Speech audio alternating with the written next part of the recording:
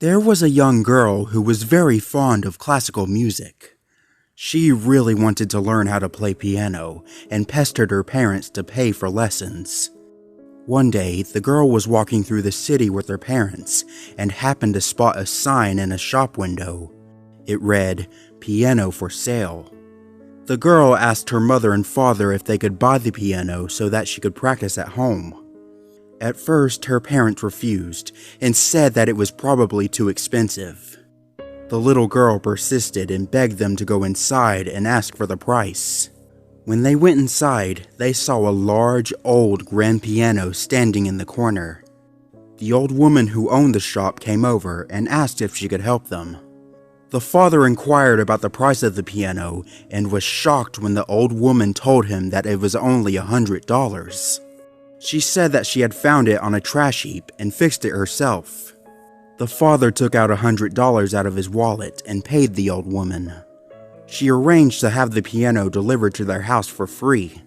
The family walked home, happy with their purchase. On the day that the piano arrived, the girl's parents invited all of their friends to dinner.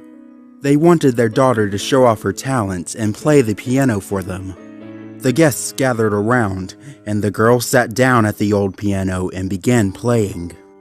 However, after she had been playing for a while, she began to feel sharp pains and discomfort in her fingertips. Her parents didn't want to disappoint their friends, so they forced her to play all evening. By the end of the night, the girl was extremely tired, and her father had to carry her upstairs and put her to bed. When she woke up the next morning, the girl was unable to get out of bed. She had absolutely no energy. Her parents thought that she must be sick and allowed her to stay home from school. After a few days, however, she recovered and was back to normal. She immediately began practicing on the old piano again. But every time she tried to play the piano, the girl felt the same sharp pain in her fingers. She tried to ignore it and kept playing despite the discomfort it was causing her. As time went on, she began to become thinner and thinner. Her face became pale and drawn, and her skin grew taut and leathery.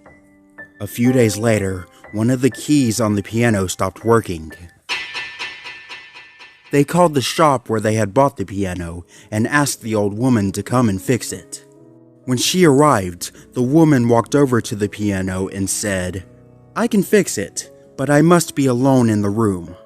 It's a very intricate process, and I must not be disturbed. Do not look into the room while I am working, or I will not be able to fix it." The girl and her parents obeyed the old woman's orders and waited patiently outside the room.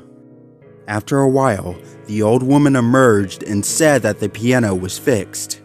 She said her goodbyes and left.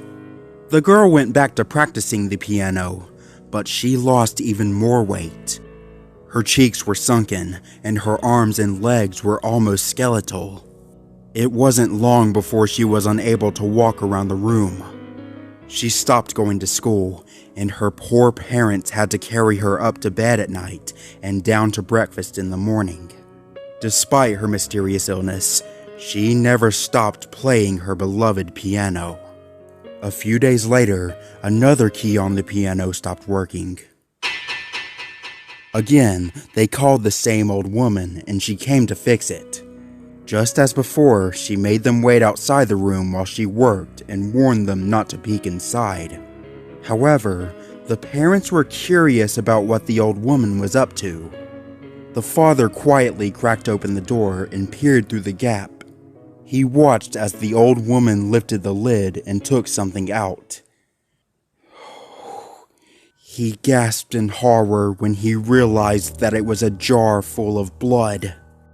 The old woman brought the jar to her lips and greedily drank it down. The girl's parents immediately called the police, and the old woman was arrested.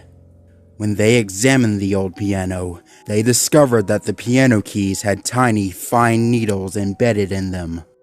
These needles were almost invisible to the naked eye. While the girl had been playing the piano, the needles punctured her fingers and drew blood. The droplets of blood dripped down small tubes and were collected in a large jar hidden deep within the piano. Every time the jar was full, one of the keys would stop working. When the family would call the old woman, she would come over and drink the blood. Filled with rage, the father took an axe and began chopping the piano to pieces. Inside the piano, he found a coffin with a skeleton inside. Not long after that, the girl made a full recovery.